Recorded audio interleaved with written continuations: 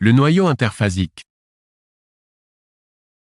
Les nucléosomes sont constitués par A.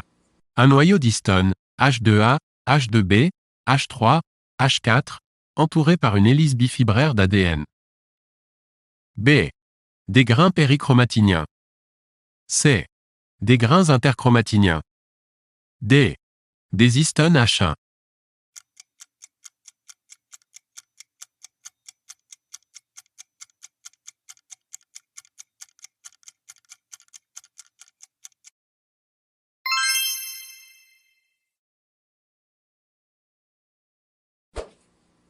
Les nucléopores ou complexes des pores. Toutes les propositions sont exactes, sauf une. Laquelle? A. Ils laissent passer les sous-unités du ribosome. B. Ils présentent des granules périphériques à leurs orifices cytoplasmiques et nucléaires. C. Ils représentent 5 à 15% de la surface du noyau.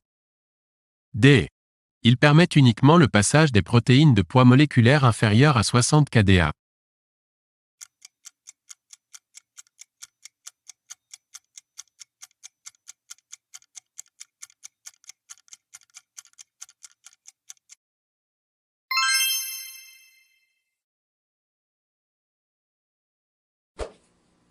L'hétérochromatine du noyau interphasique.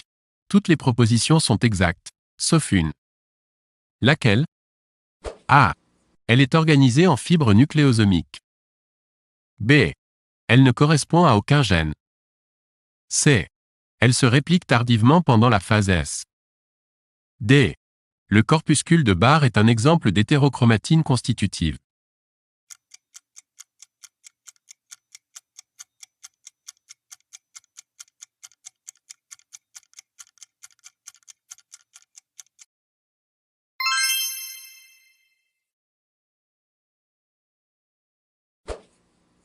Les nucléopores.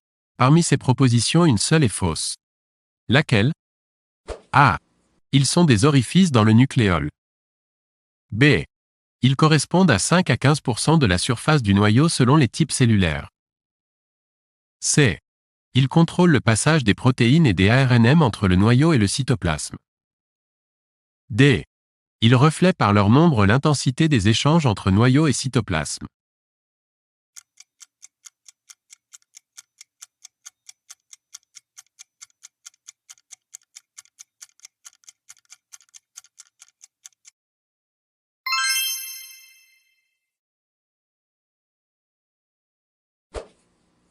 Parmi les propositions concernant le noyau, lesquelles sont vraies?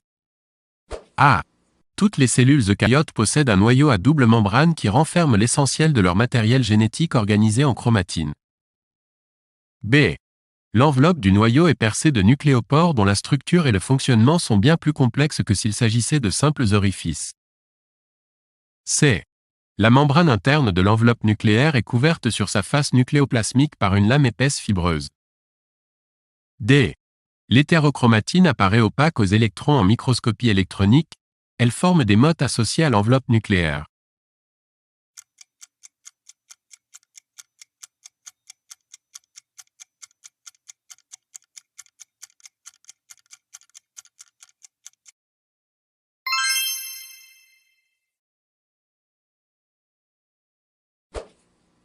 L'enveloppe nucléaire.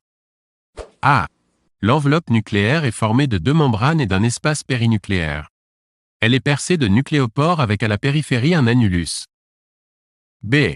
Le nombre des nucléopores est variable d'un type cellulaire à l'autre.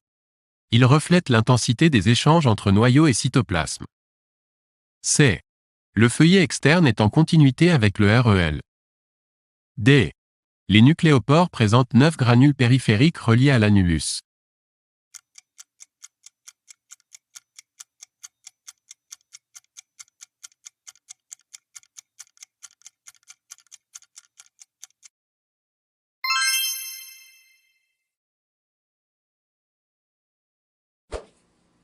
Retrouvez les propositions exactes relatives au noyau interphasique. A. Le nucléole est la région du noyau où se réalise la réplication de l'ADN. B. Les syncytiums, masses protoplasmiques plurinuclées proviennent de division nucléaire sans cytodiérèse. C. Les syncytiums, masses protoplasmiques plurinuclées proviennent de divisions nucléaires sans cytodiérèse. D. La chromatine est une substance fortement basophile colorable par les HE accent aigu MATOXY lines.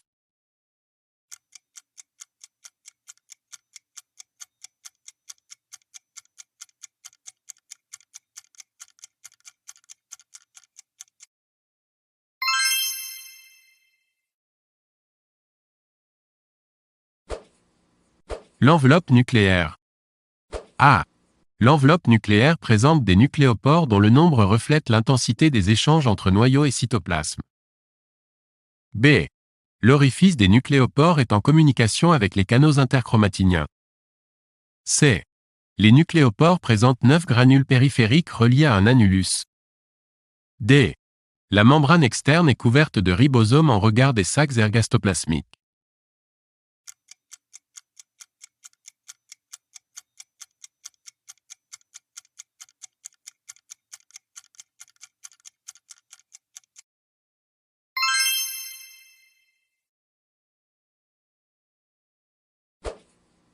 La fibre chromatinienne du noyau interphasique.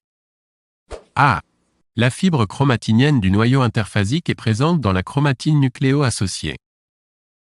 B. Elle constitue le chromatine et l'hétérochromatine qui possèdent la même structure, fibre d'ADN et nucléosome. C. Elle peut s'organiser en fibres fines, fibre A de 10 nanomètres de diamètre, qui correspond au gène qui s'exprime dans la cellule. D. Elle peut s'organiser en fibres épaisses, fibre B visible en microscopie optique, d'un diamètre de 0,1 nanomètre, qui correspond à une spiralisation de la fibre A.